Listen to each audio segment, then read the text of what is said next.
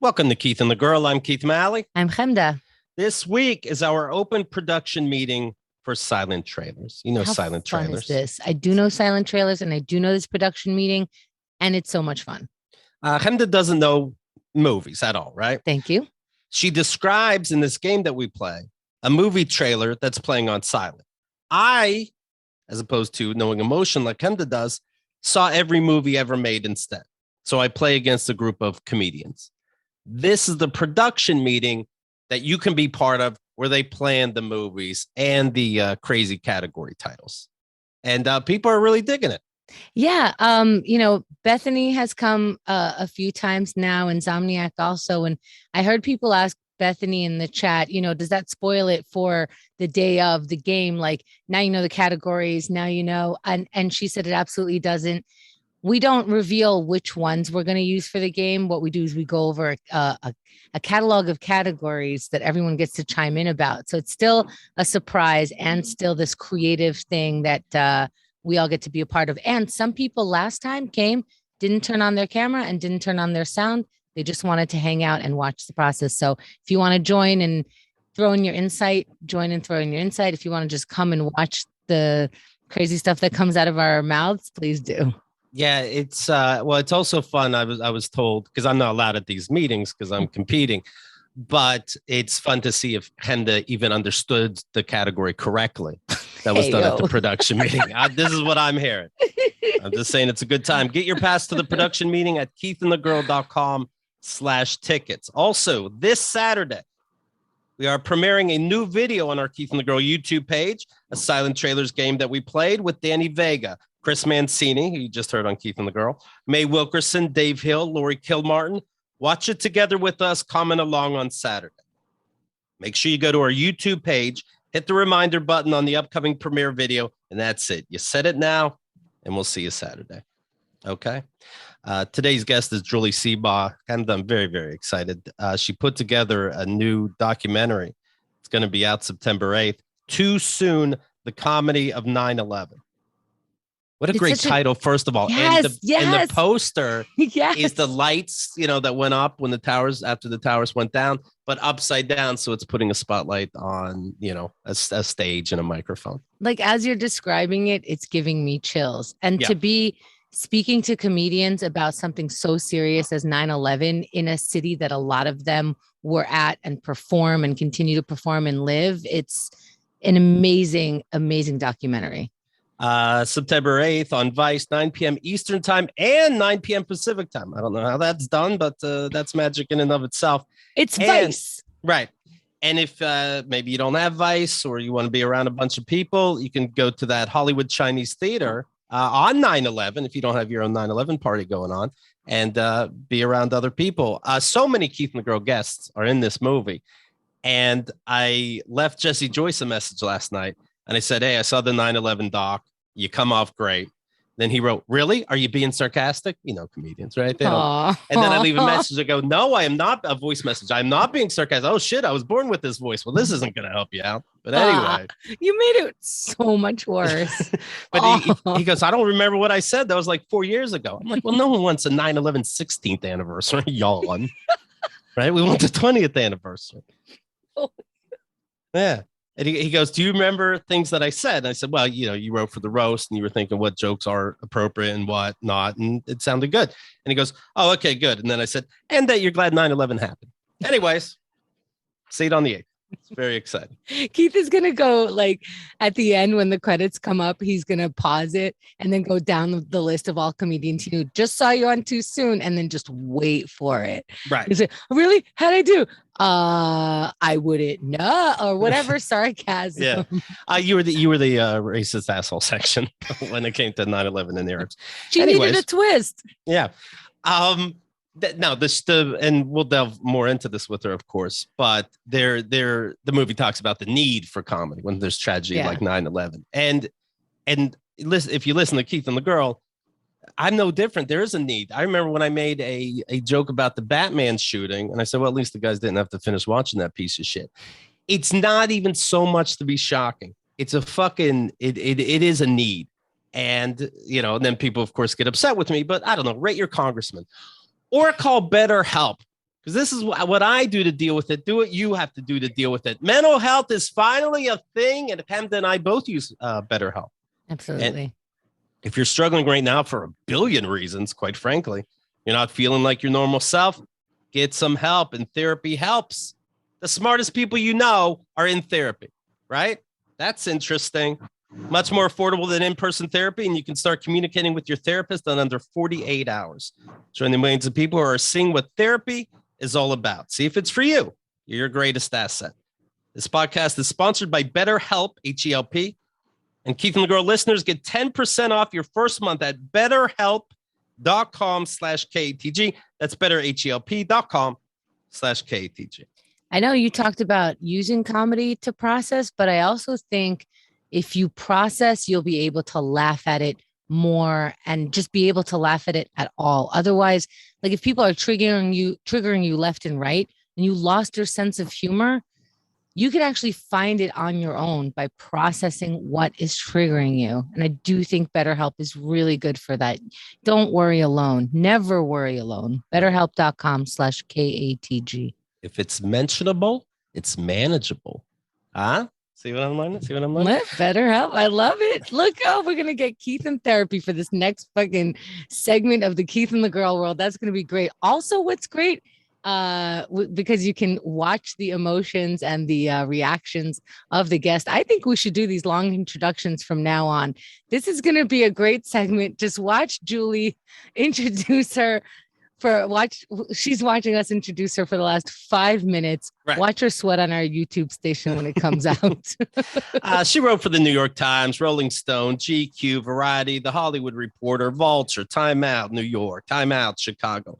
The Village Voice right here on my desk. Look at that. There's us right on the cover. Look at that. It's right behind her on the video, framed. And it's weird to say it's framed in my bathroom. I'm not even kidding. I'll post it on Reddit, but it's framed up in my bathroom because I feel like, and I framed the entire article. So if you're sitting there, maybe you have something to read. I was talking about my parents' obituaries. This is going to be my obituary. The rating is so good. She wrote ringside at Roast Battle on Sirius XM. You can hear Hope on Top, a Mitch Hedberg oral history. And now, of course, the Too Soon documentary. The only full-time freelance comedy journalist in America, Julie Sebaugh. Hello, Julie. Oh, hi there. I didn't mean to startle you. Hello. It's funny. You're talking about, obviously, the tragedy of 9/11, and that's what this film is about. But I'm just sitting here listening to you talk about silent movie trailers. And boy, do I have my own PTSD from trying to do that. I am not good at silent movie trailers. Yeah. You were doing it when we were in the studio. We did a mini silent trailers for a little while with every guest after the show, but your reactions to everything were super hilarious. Also infuriated. Available on YouTube. Yeah. Yeah. I do like when people genuinely are mad at Keith by the end of the game. That's extra. You should get bonus points for that. It's funny when people leave and they're like, "Oh, I don't know movies." No, you don't know Henda describing that she doesn't know movies. Don't kick yourself too much, What did you go to college for? Remind me, Julie. Oh, so there's that, that journalism occupation that used to be a thing. It's kind of gone the way of shoe cobbling and whatever people used to do with the, what was the horseshoe making, the printing press. Yeah, it's something where, people who embarked upon it as a life vocation were dedicating themselves to the truth. What were you gonna study? Well, I know Dave Attell changed your life by performing in college. You're like, oh well, this is what I want to focus on. What was the plan originally? Anything specific? Just the news? It's more going to be about film. At that point in time, I knew movies way better than I did later on, and music. It was soon a senior year when Attell came, and I decided, I think this writing thing is supposed to be channeled into the world of comedy.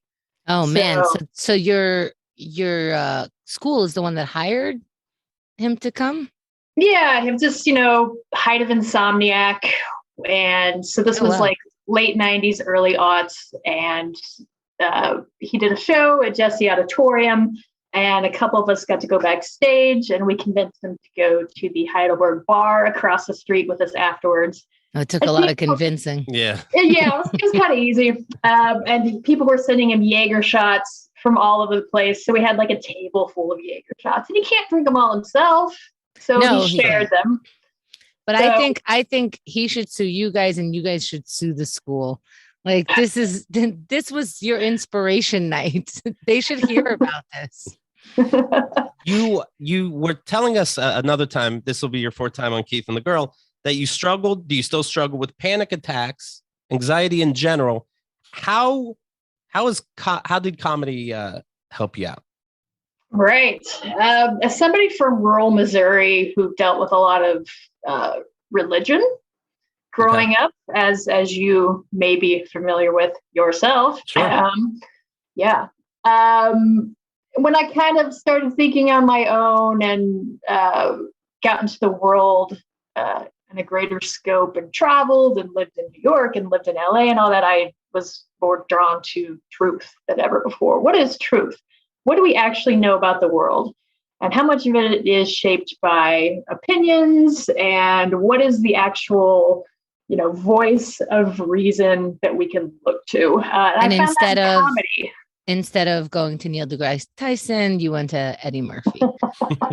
There's just something about comedy where it's just one person and their brain and a microphone, and they are, in the best case scenario, speaking that truth. And yes, it's their perspective, but it's real. And I gravitated towards that in a lot of ways. So I was just going to say, speaking of searching for truth and personal tragedies, I heard the new Kanye West album last night.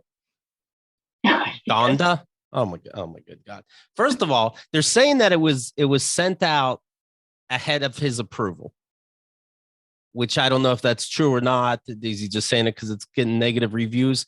But who would do that? Just a question of who would do that. Drake. Is there a button? Drake is just sneaking in in the middle of the night. Yeah, fuck you. Send. No one will know.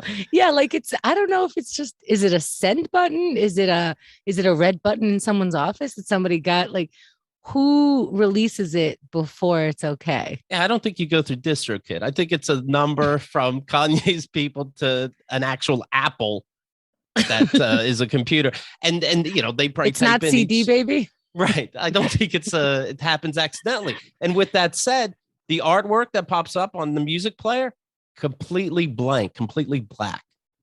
Wait, so is this different? He's been doing the listening parties, so yeah, this is the album. It's okay.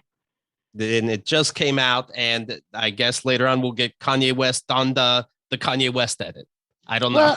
What? So the album cover is just a black square. That's when I Google album cover of Donda, it's some piece of artwork. But on my phone, it's completely black. Well, black albums matter. But damn it, this, and Julie, you're right. What you're implying, God ruins everything. This Kanye West is not the Kanye West that I adored, and it's sad. Remember the Kanye West we love? One day I'm going to marry a porn star. We'll have a big ass crib and a long yard. We'll have a mansion and some fly maids. Nothing to hide. We both screwed the bridesmaids. Where'd that guy go? Where'd that guy go? I think I fell in love with the porn star, got married in the bathroom, honeymoon on the dance floor, got divorced by the end of the night. That's one hell of a life. Now it's all chance for 2 hours. God ruins everything. I'm only just now getting into LCD sound systems. So much like movie trailers, I'm so out of the loop with music. He made it a clean album because he's religious now, but he's not on it a lot. There's a lot of featurings, if you know what I mean. And so it's supposed to be a clean album, but when somebody comes in to feature a rap lyric or something, they still cursed. Then they took out the cursing. The N-word, and I didn't buy the clean version. The N-word said that's shortened and cut out. You know how they do. Fuck. You know, so they still talk about dick sucking, but I don't hear the words. Well, then I'll make the album myself. Say the words. It is very funny to me when like the moral high ground is only saying half the word or telling me what the first letter of the word is. And then you are on some high ground of not really talking that way. But if you say the beginning of the letter or just the middle or whatever, or even if you're bleeping it, the message is heard and it's coming from you. So I don't understand this holier than thou when people completely like either skip the word or don't. Find a different word because you're a wordsmith or say the fucking word. Yeah. I got my gun. I got my Glock. Fudging word. Exactly. Monkey fudging word. Sorry. Oh, you're right. I got my Glock click, and these are sucking my. And then and I'm like, what? That doesn't make it clean. What? Sucking the straw of your yoo-hoo? Like, what are you? It's still that material. Is that how you're talking around your children? I'm gonna go on your mother's. But what is it? What did I say? It's ridiculous. What if your pastor spoke that way? He just fucking bleeped all the other shit. Then is he just as holy? These words that you're making us fill in, that the message is still coming from you, and you want to take some outside version of this, like, I didn't do this. This is what's in your head. You just said it. Right. We just had Mark DeMeo on, who, of course, is in your movie, Julie. And people enjoyed him very much. I don't know if you saw him. The women dripping over that meatball accent. And that's a quote. That's not me being rude. They love it. They love it. It's true. Somebody said drip, drip. Yeah. And then we had a poll. Have you slept with a cop? And people are like putting it in their prayers. Not yet, but here's hoping. Oh, holy shit. And I was about to say, if only cops knew, but they do know. We called the show the Blue Magnet because that's the uniform is exactly that. Wow. You know what?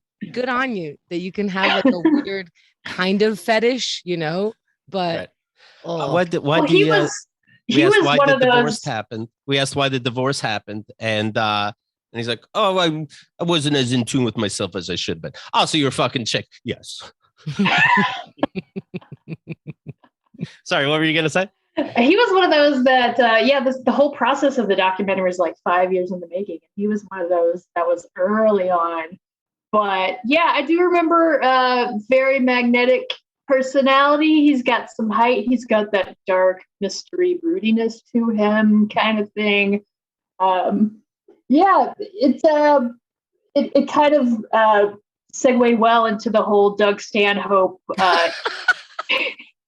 hero pussy material of how like first responders were like beating off pussy like it was a wet octopus thrown at you the second you step out your door, that kind of thing. Right. He's like, accurate. Yeah.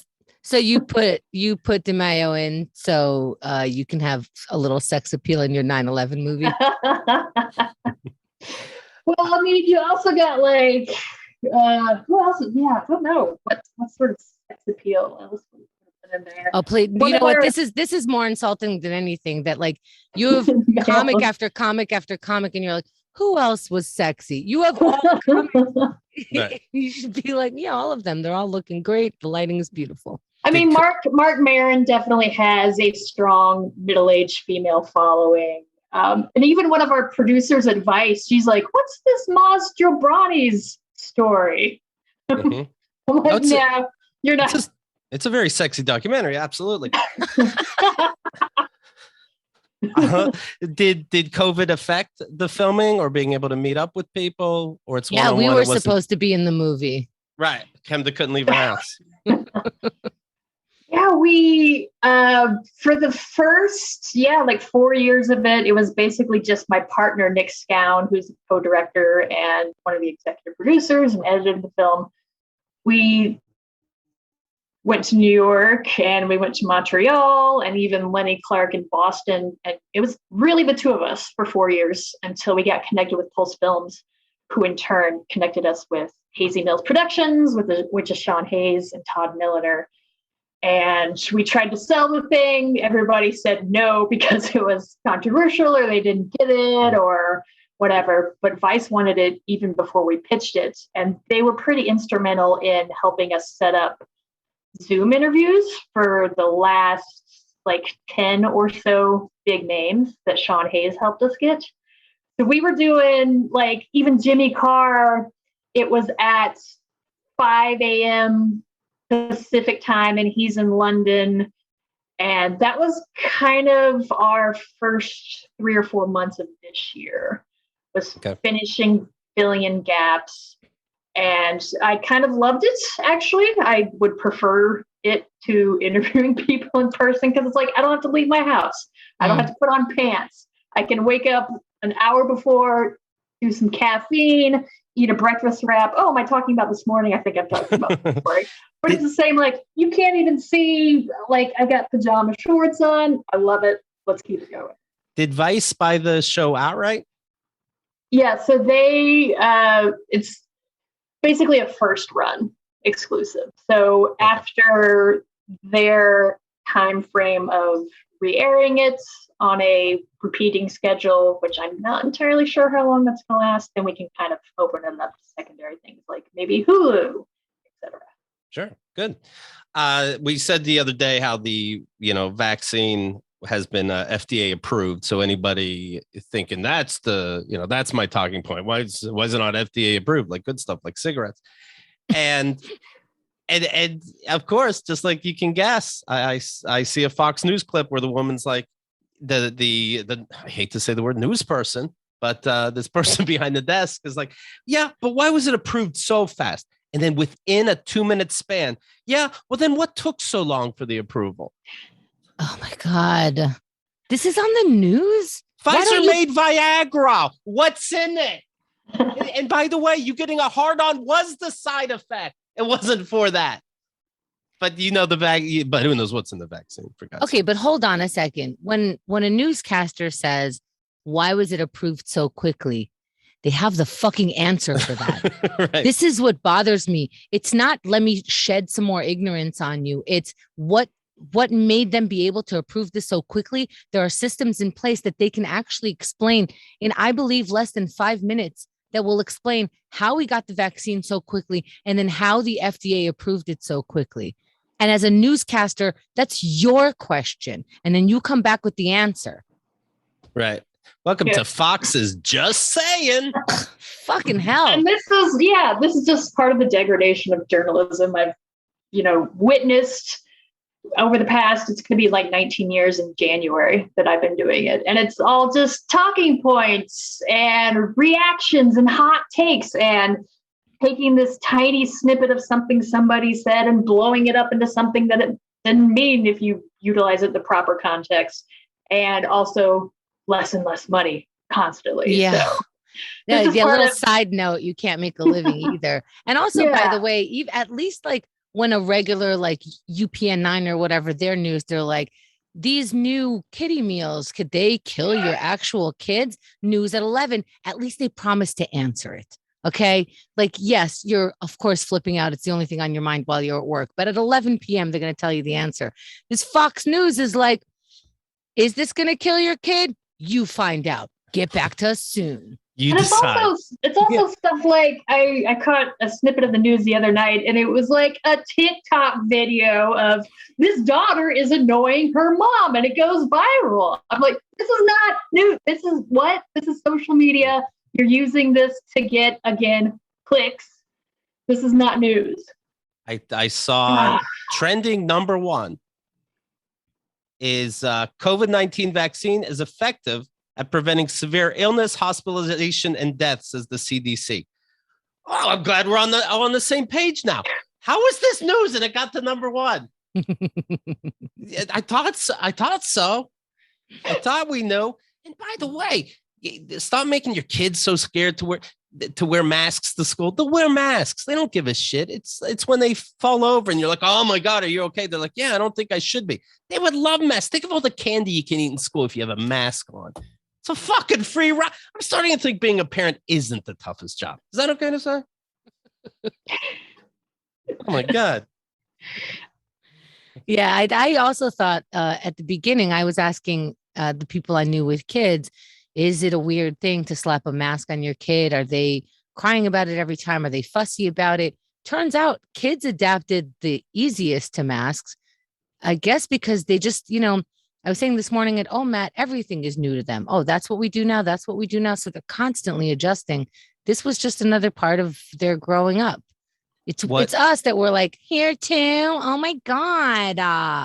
Well, what was it like? Henda went to her brother, saw the kids, this kind of thing. It was her first official outing. And I remember mine, and I mentioned it was seeing Brother Love and his wife, and I forgot how to talk to people. I'm the third person at this table in a bar, and I'm telling Brother Love a story that I remember. You must look at the other person too. And I look at the wife. I'm like, you have to include her, even though she's not on her phone. Okay, now we have to go to the bathroom. And I stood up like I'm in The Sims and made a left. And after that, I was okay. But what happened to you, Henda? Did you find like, wait, we're just talking?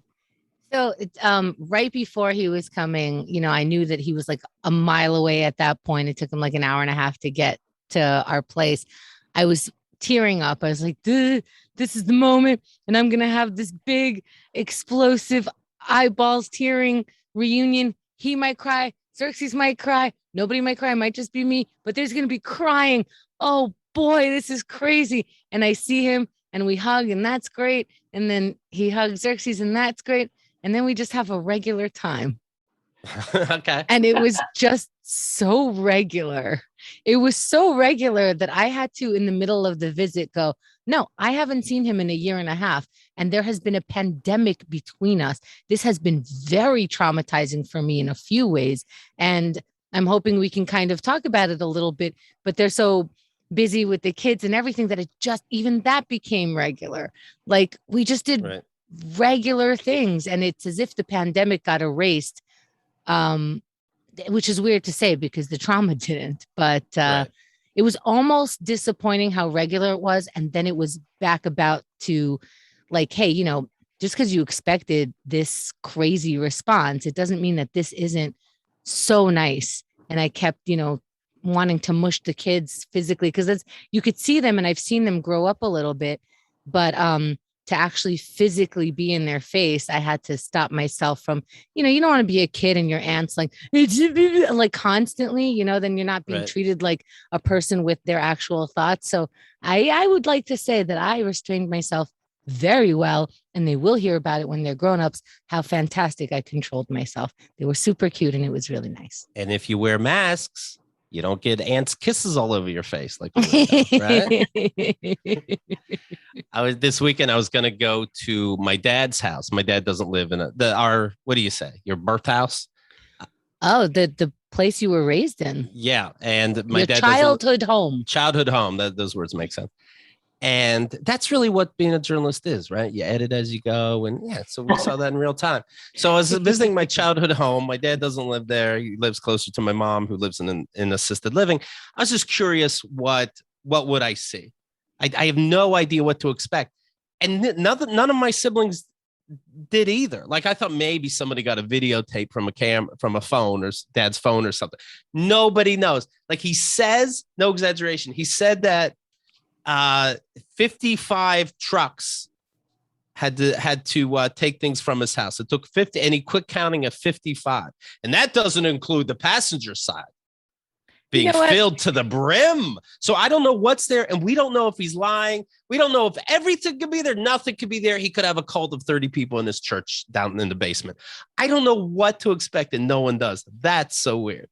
That's so weird, but there's I love how he exaggerates, like, we don't know what life is. 55 trucks worth of things is now an orchestration, and it's a production. It involves timing and calling several companies and okaying, and then it involves probably your mayor over there in your small town, because you have 55 trucks coming off that highway.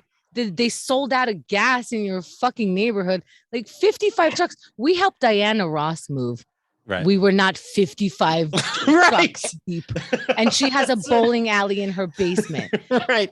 And every outfit she ever wore on TV in a separate garage, it doesn't take 55 trucks. No. Also, Keith and his siblings lived in 2 rooms with between 5 siblings.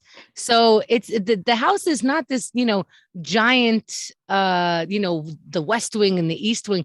They're Right. packing 3 rooms and 1 toilet. I don't, did you have just that much toilet paper? It took 3 trucks. Also, what is worth taking 55? Let's just envision 55, a cartoon. If you had a cartoon of 55 trucks coming along, it would take up too much time on the screen. So now 55 trucks worth of shit now has to be orchestrated, not just to be picked up, to drop off where? At his new apartment? A donation center of some kind.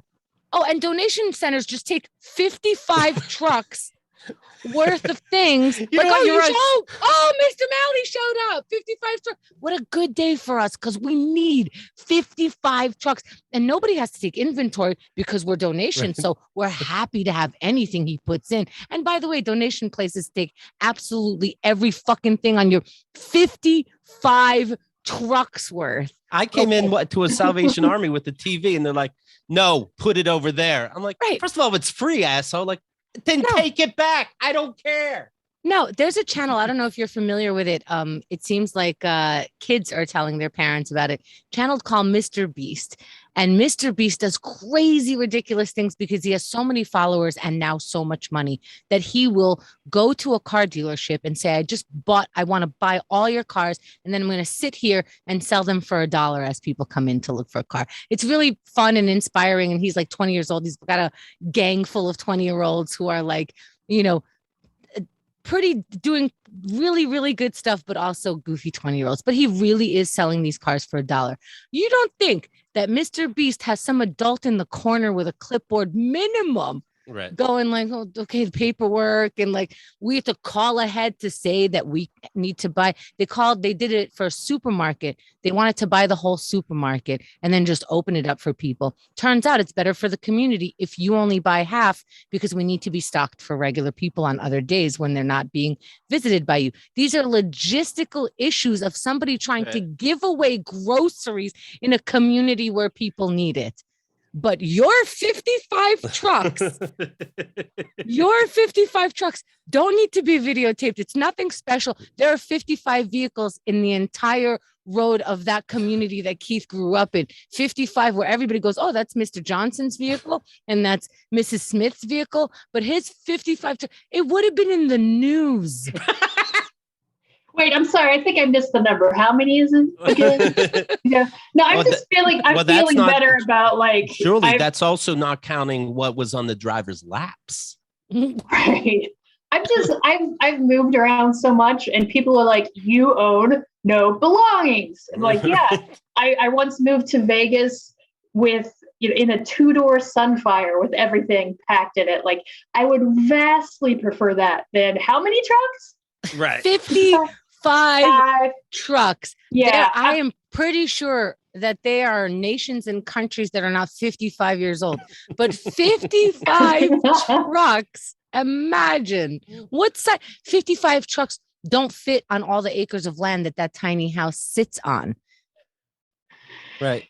Right. And so you don't know what's true. 55 trucks isn't true. You don't know if a truck is true. I don't know if there's jewelry there, even for mementos, because they didn't really have money. But I know he said he donated all the jewelry. Like, you don't think one of us would want a memento. That's beyond thoughtless. It's impossible not to think. It's impossible not to think about your kids when you're throwing out their mom's jewelry. That is an impossibility. I agree with you. And I think he's saying that there was jewelry and he threw it out so that you have a depiction of him buying your mother jewelry. Oh, because there wasn't jewelry anyway. Of course, what jewelry? Wouldn't your mother remembers gifts like he smushes her own lipstick on the mirror and says happy birthday, then she has to clean it up and buy new lipstick. But he also bought her jewelry. She neglected to tell her kids or show off about it in any way. You never saw her wear jewelry and you never saw this experience. But yes, he threw out all the jewelry. What's that Bible verse about leaving behind all of your possessions and living in poverty to follow the word of the Lord or whatever? That's what he did. 55 trucks worth. Purge. Thank you for asking. You do know your Bible. If I wanted to rob him, I couldn't fill a truck worth, but he filled 55 trucks. Fascinating, Mr. Malley. We were talking about the obituaries that he wrote. He wrote obituaries for himself and for my mom, and it's batshit. And there's a quote in there that he wrote, and the kids exclaimed, "He's our dad. That says it all," end quote. And he's just hoping, like, at least they won't fight that, right? So the siblings. And I'm sorry, Julie, yeah. I'm sorry to keep triggering you like this. Another example where people cut out the journalist. He's doing your work. Right. Yeah. I was about to say. So good at it. Yeah, it sounds like it needs a little copy editing. I'm available for a very reasonable rate. He said this is the obituary of Mrs. Catherine. No, excuse me. This is the obituary of Princess Catherine Malley. We're like, I guess it's just a cute thing, my princess. I've never heard you say that in your life. And he goes, when somebody marries a Byzantine Catholic priest, they get the title of princess. So now I will call her throughout this article princess, which means it's really about him. It's so fucking weird. So the kids wanted to make a version that, doesn't make everybody roll their eyes. And they go like, princess is silly, a quote from us, what the fuck? And they made a normal obituary. Of course, he just wrote back today, like, here are the reasons it needs to be the way it was. 1, if you marry a Byzantine thing and you're a woman, you're a princess. 2, like, no, we read it. We understood that. But no, and the quote, let me tell you what he said. So he's defending the obituary after he's defending the obituary. The title Reverend was. Somebody said you don't get called Reverend anymore because you're not a priest. The title Reverend was reinstated by the Bulgarian Patriarch Cyril many years ago when he wanted me to become an Orthodox priest in the Russian Orthodox eparchy. You know this one, Julie, which he was also in charge of. Word Julie doesn't know. I think he made it up. She went to school for it. There's no word she doesn't know. I can tell you that any copy editor is not going to let a reference to her being a princess get through without some major fact checking. So it's definitely a moot point. Not going to happen. Right. So, I mean, why doesn't he just add, like, upon being the sons and daughters of a popular dispensated Byzantine priest, the children automatically inherit the title extremely grateful.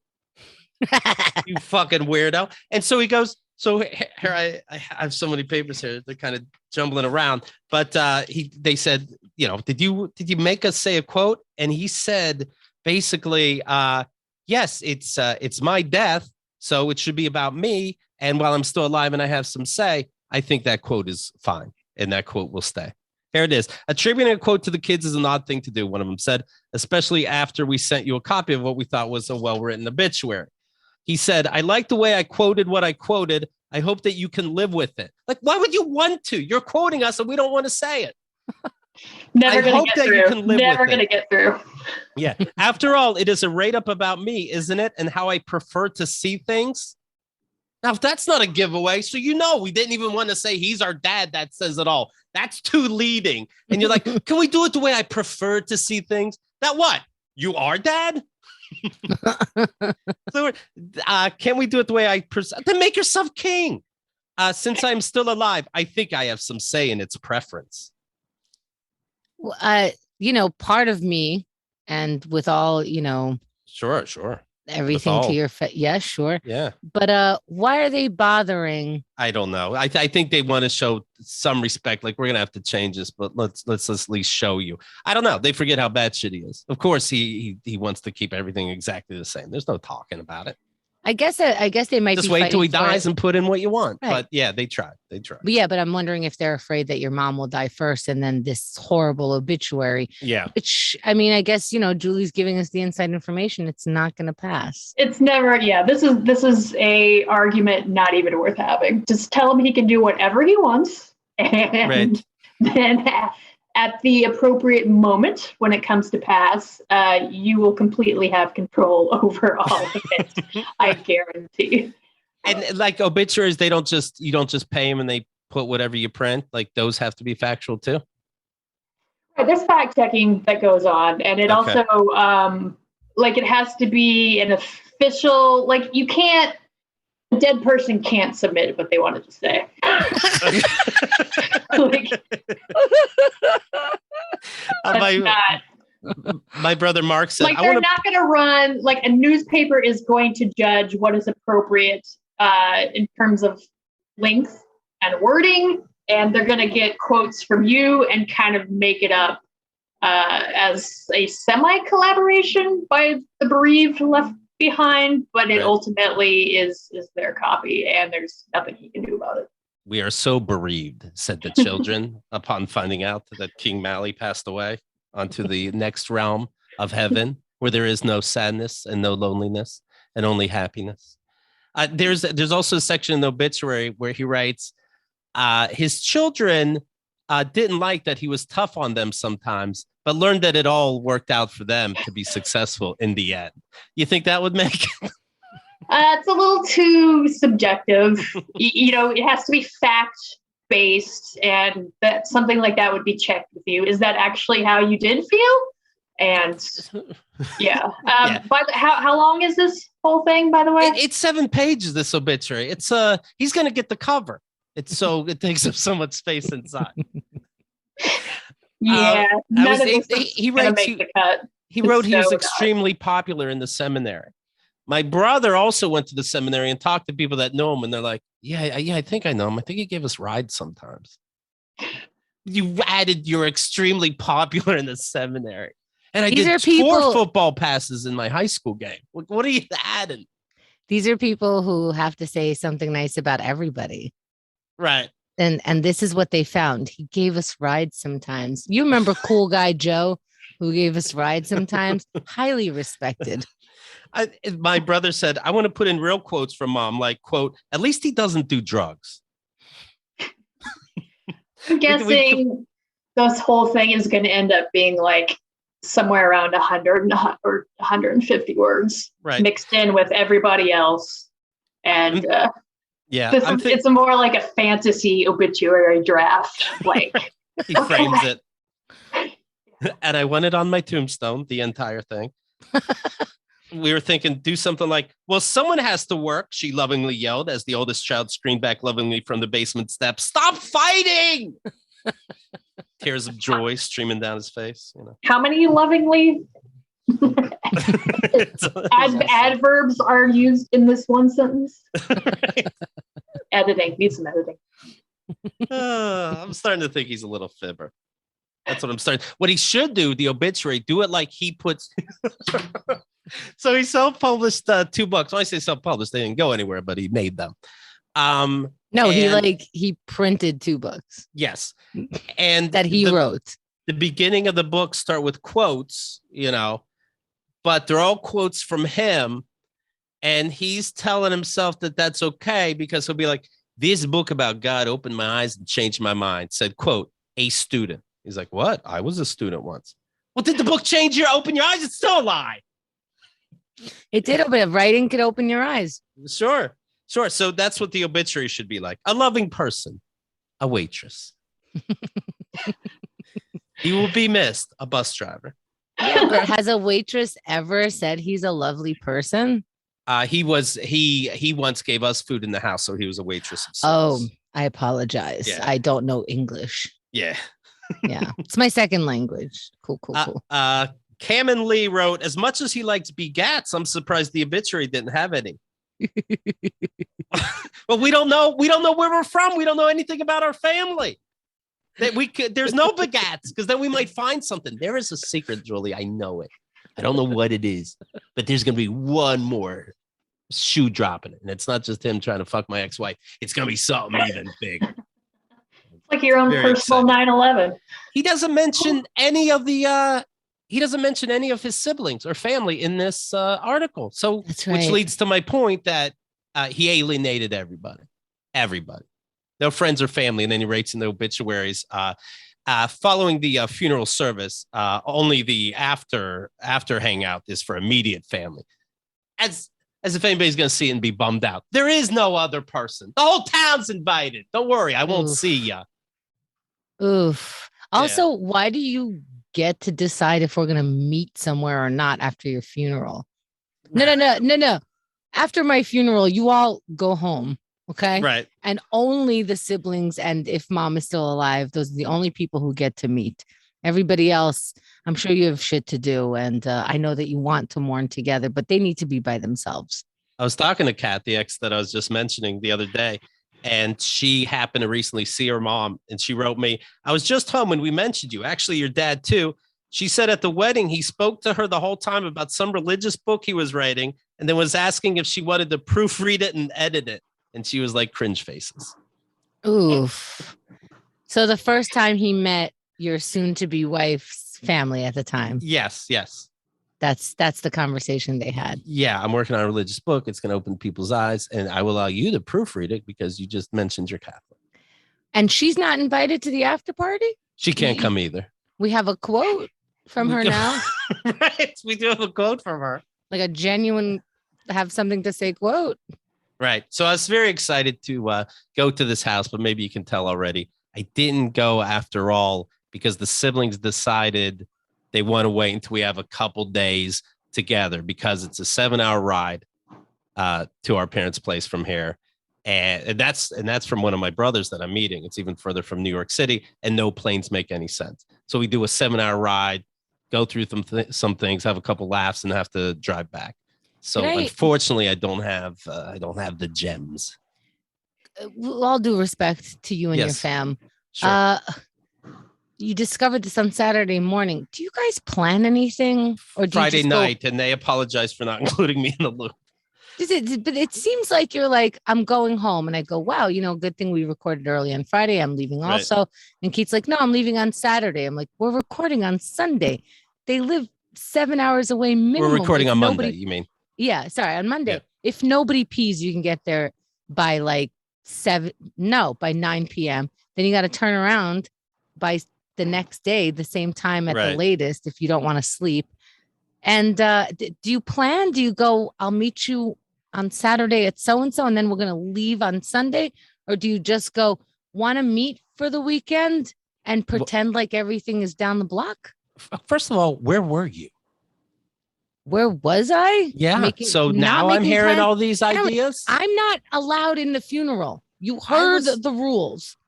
All of the vehicles were taken up from the movers. They're all being serviced now. And so we couldn't rent anything. Yeah. So how do you does one plan? We were just going to do it. Yeah.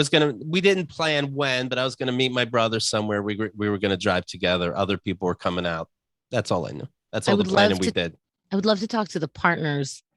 Some of your siblings have partners. I would love to talk to their partners where they go, yeah, he was going to be away for the weekend starting Saturday. I don't know. It turns out he's going to stay home. Everyone's shocked. Right. Oh, well, but I'll find stuff. I'll find some toys. You'll see. Are they willing to take days off to go and stuff like that? Maybe. I really don't know. Yeah. You can tell I don't fucking know. We were going to do it. We didn't do it. Okay. That's it. Julie, they all live within 4 hours of each other. Maybe one is in Chicago. Maybe that's a little further, but this is all very doable. If somebody just, you have a calendar. Did you give them a calendar? They don't have, I didn't send them a link to my Great Wall calendar, if that's what you're saying. Okay. Right. Now look, let's get to the real No, I mean, you're talking to somebody who hasn't been back to Missouri for like 8 years now. So, but you don't go, I'm leaving on Saturday. I'll be back on Monday from Missouri. Yeah, but it's just so much more. It's just like I don't want to. Sure. Maybe this is what we're talking about. Right. That's very much understandable. And also you have I only have one brother, and you have how many siblings? About 4, Yeah. You also come from a place that titled itself Misery and decided to get cute and put a French accent on it or something like that. I mean, come on. They need a little bit of time. And they're Shout all out still, to Missouri. They're all still mourning Rush Limbaugh in my neck of the woods. So I don't interrupt that. I want to see that obituary, right? Oh yeah. Talk about beloved. Oh my gosh. What do you think he wanted in it? They couldn't tell if I was more political or more a comedian. I excelled at both. A real ladies' man. Right. Rush Limbaugh, yeah. not addicted to drugs, went peacefully on.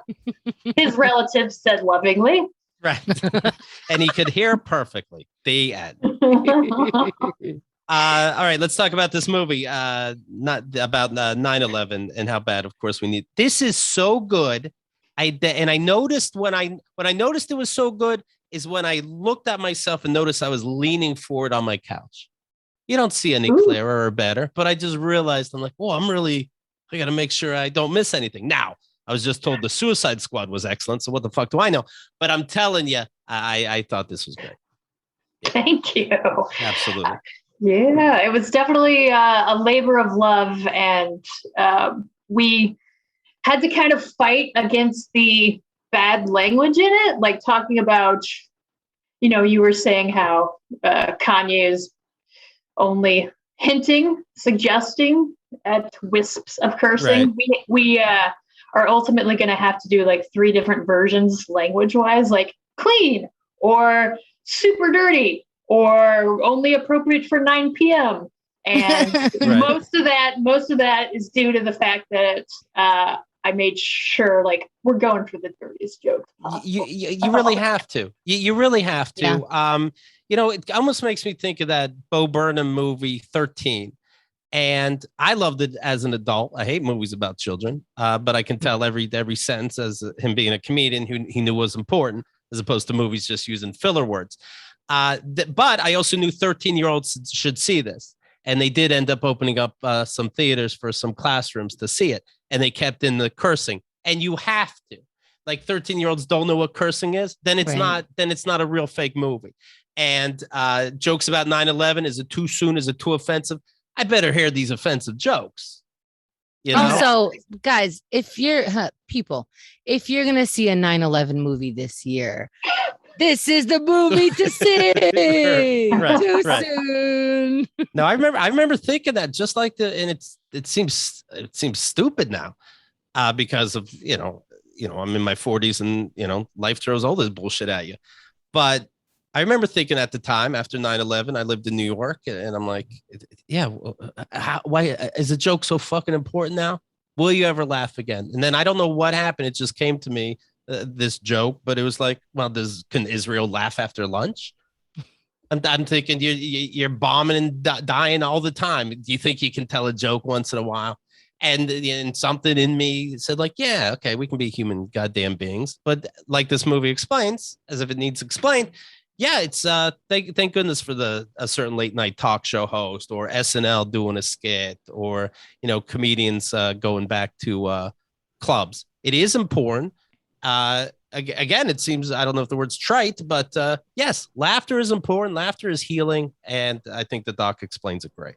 And yes, it needs to be rated R. Unrated, like The Aristocrats was. Yes, that's fine too.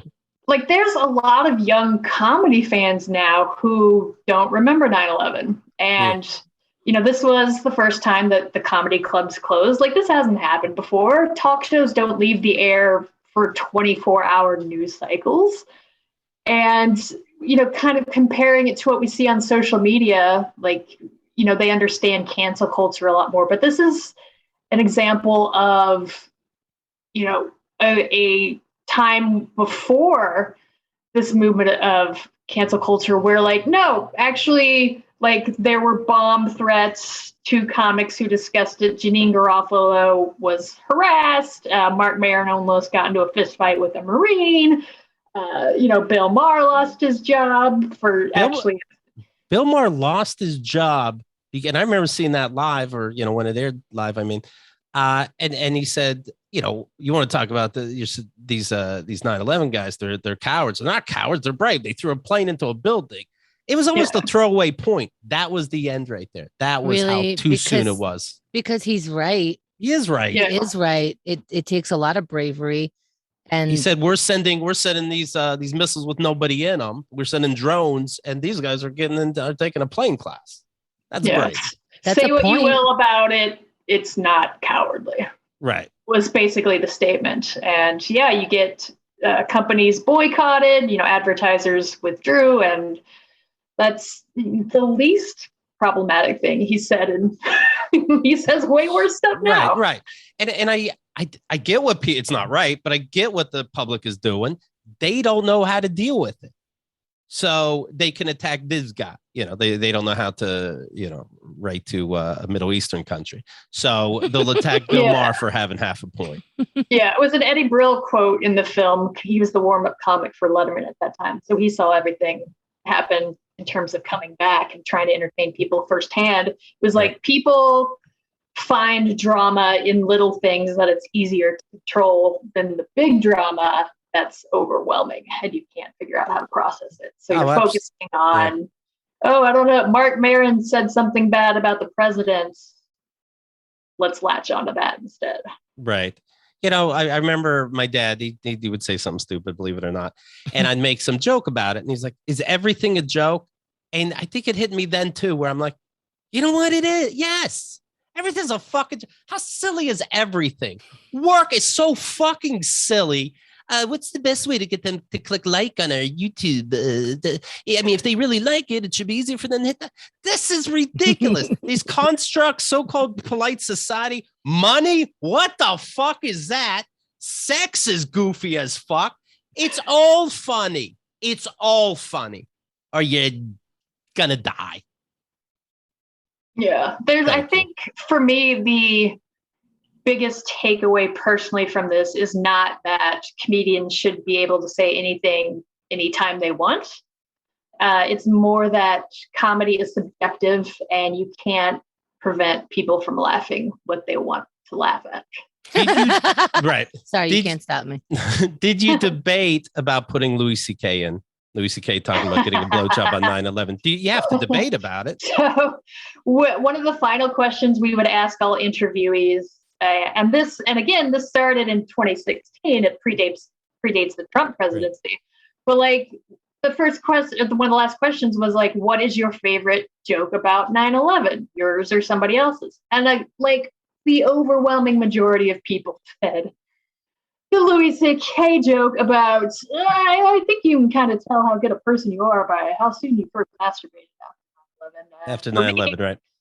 For me, it was between the two buildings going down. So, and that was the most common response before the article came out about him. And then after it did, the answer was, I kind of want to say Louis C.K., but has anybody else said it? Is it okay to say that? And we framed it as the preceding clip going into that joke is Ian Edwards saying, you could joke about subjects surrounding 9/11, the flag pins everywhere, go shopping, that kind of thing.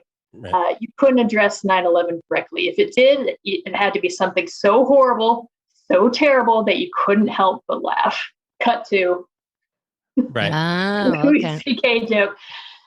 We never really intended to interview him, and that kind of just made the decision a lot easier. Like, it was the joke that everybody mentioned, so you don't want to leave it out, but we framed it in a way that, it's a terrible joke, especially now. I think it's great. Well, I want you to do this with all big topics and based around comedy. I want to hear comedians that talk about COVID for an hour and a half, put together maybe a little bit on Afghanistan so I can follow what's been going on for 2 decades. This is excellent, being put together excellently. You can tell through the editing, you're a brilliant writer, and I think people are going to dig this a lot. Oh, thanks. We did actually, somebody asked us about doing Too Soon comedy after COVID. Yeah. And it's like, but we're still in the middle of it. Right. We don't know how to, so you can't say too soon. We're in it. Right. But the CDC just said vaccines are good. That trended over the weekend. So we're still in it. Like, also the fact that performers legitimately had major blowback about making 9/11 jokes. And have we seen that in COVID? No. People are making tons of COVID jokes. It's not something that anyone would consider too soon. Oh, man. Why do you have integrity? Just fucking do it. So Too Soon will be on Vice on the 8th. and then in person in Hollywood on 9/11. And it's good seeing you again, Julie. Thank you very much for your time. Oh, thank you so much. It's always awesome getting to catch up with you guys.